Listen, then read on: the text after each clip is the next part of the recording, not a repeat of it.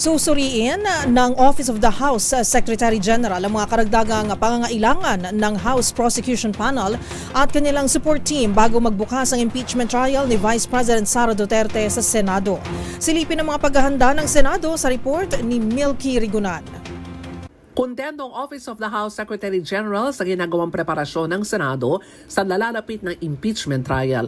Formal na binisita kahapon ni House Secretary General Reginald Velasco at ng kanyang staff ang inilaan na silid para sa House Prosecution Team kapag nagsimula na ang paglilitis kay Vice President Sara Duterte Carpio. Ang naka-assign na silid ay ang Senator Arturo M. Tolentino Room para sa House Prosecutors at House Secretariat Support Group. Ayon kay Velasco, ang naturang silid ang magsisilbing opisina at holding area ng House Prosecution Team at kanila mga staff sa panahon ng impeachment trial. Ibinakita rin ni Senate Secretary Renato Bantog Jr. ang mga silid maging ang plenary na magsisilbing impeachment court. Bukod sa Senado, sinabi ni Velasco, mayroon din silang opisina sa Kamara para naman sa backroom operations kung saan mananatili ang Secretariat at ibang mga opisyal ng Kamara. Para sa MBC TV Network News, ako si Milky Rigunan. Una sa Pilipinas, una sa Pilipino.